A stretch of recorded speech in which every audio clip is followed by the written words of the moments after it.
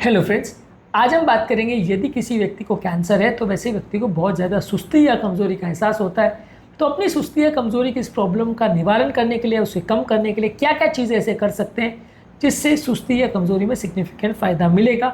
आज का टॉपिक बहुत ही इंपॉर्टेंट है। हमने एक ऑलरेडी वीडियो में डिस्कस किया है कि सुस्ती होने के क्या कारण हो सकते हैं। आज उसके निवारण या टिप्स पर हम बात करेंगे। टॉपिक पर जाने से पहले जो लोग हमारे चैनल पर नए हैं उन्हें रिक्वेस्ट करूँगा चैनल को सब्सक्राइब करें, वीडियोस को लाइक करें, शेयर करें, फॉलो करें, कमेंट करें, पूरा देखें। टॉपिक इंपॉर्टेंट है इसलिए इसे अंत तक देखिएगा। चलिए शुरू करते हैं इंपॉर्टेंट वीडियो।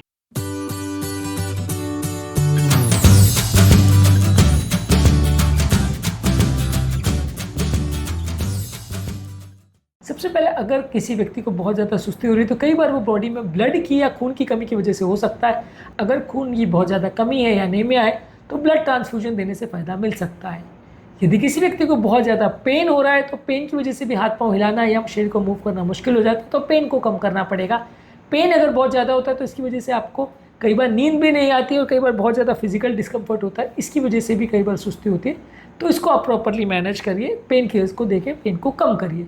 कई बार पेशेंट की लाइफस्टाइल और बिहेवियरल चेंजेस भी आपको करने पड़ते हैं। जैसे पेशेंट को एक संतुलित आहार देना है जिसमें proper vitamin, minerals, proteins, carbohydrate और हेल्दी फैट्स, ये सारी चीज़ें दीजिए ताकि पेशेंट अपना एनर्जी लेवल्स को मेंटेन करे। एक ही तरह का खाना जो असंतुलित है वो कंटिन्यूसली खाने से, बिना न्यूट्रिशनल गाइडेंस को फॉलो किए खाना खाने से आपको और ज़्यादा कमजोरी, सुस्ती का एहसास होगा, तो उसको थोड़ा प्रॉपरली फॉलो करिए।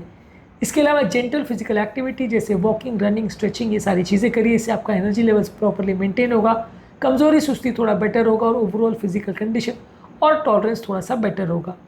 इसके अलावा प्रॉपर नींद, लगभग 7 से 9 घंटे की अच्छी क्वालिटी की नींद लेने की आवश्यकता है।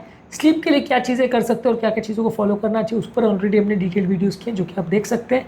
प्रॉपर रेस्ट भी लेना जरूरी है क्योंकि कैंसर के पेशेंट्स की ओवरऑल कैपेसिटी काम करने की बहुत कम हो जाती है, शारीरिक क्षमता कम हो जाती है। ऐसे सिचुएशन में थोड़ा सा रेस्ट लेते रहेंगे तो उनको थोड़ा सा बेटर लगेगा, उनकी थोड़ी सी एनर्जी कैपेसिटी बेटर रहेगी और अपनी एनर्जी को कंजर्व करके वो थोड़ा कुछ काम कर पाएंगे। इसके अलावा कैंसर के पेशेंट में कई बार डिप्रेशन, एंग्जाइटी और स्ट्रेस का प्रॉब्लम भी होता है, तो योगा, प्राणायाम, डीप ब्रीदिंग एक्सरसाइज करके मानसिक तनाव को कम कर सकते हैं। साइकेट्रिस्ट को कंसल्ट कर सकते हैं, डिप्रेशन की दवाइयाँ ले सकते हैं, इससे भी सिग्निफिकेंट फ़ायदा मिलेगा और डिप्रेशन, एंग्जाइटी के प्रॉब्लम में सिग्निफिकेंट उनको राहत मिलेगी। इसके अलावा रिलैक्सेशन एक्सरसाइज करके, माइंडफुल मेडिटेशन करके, माइंड बॉडी टेक्निक्स करके, ये सारी चीज़ें करके भी आप अपने मानसिक तनाव और स्ट्रेस को कम कर सकते हैं। इससे भी कई बार जो लोगों को बहुत ज़्यादा कमजोरी, सुस्ती का एहसास होता है, सिग्निफिकेंट फ़ायदा मिलेगा। इसके अलावा कैंसर के पेशेंट्स को अपनी एनर्जी को कंजर्व करना चाहिए।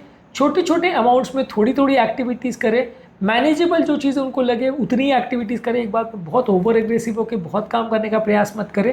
ओवरऑल एक बैलेंस स्ट्राइक करें ताकि उनकी जो थोड़ी बहुत एनर्जी की रिजर्व्स उसको प्रॉपरली वो यूज़ कर सके और अपनी लाइफ के साथ प्रॉपरली अडेप्ट कर सके, क्योंकि इस तरह के पेशेंट में कई बार जो है बहुत ज़्यादा कमजोरी, सुस्ती होती है जिसकी वजह से एक्टिविटीज़ को मैनेज करना बड़ा मुश्किल होता है।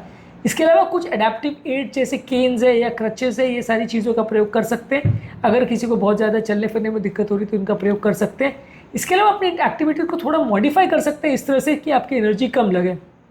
कोई भी चीज़ को इस तरह से आप मॉडिफाई करिए कि आप कम प्रोसेस में या कम मेहनत करके भी अपने काम को प्रॉपर रूप में, सुचारू रूप से कर पाए। इसको थोड़ा अडेप्टिव मेथड्स को यूज़ करने का प्रयास करिए। इसमें कई फिजियोथेरेपिस्ट वगैरह आपकी मदद करते हैं, तो ये सारी चीज़ों को करने से भी थोड़ी एनर्जी को आप बेटर वे में कंजर्व कर पाओगे।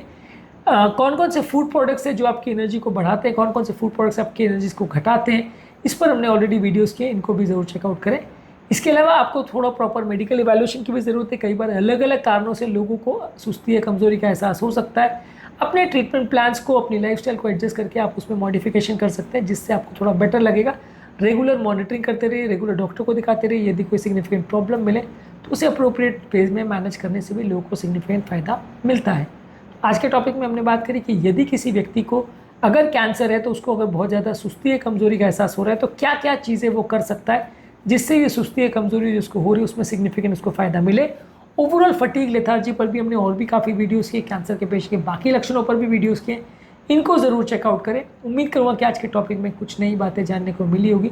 जो लोग हमारे चैनल पर नए हैं उन्हें रिक्वेस्ट करूँगा कि चैनल को सब्सक्राइब करें, वीडियोस को लाइक करें, शेयर करें, फॉलो करें, कमेंट करें, पूरा दें।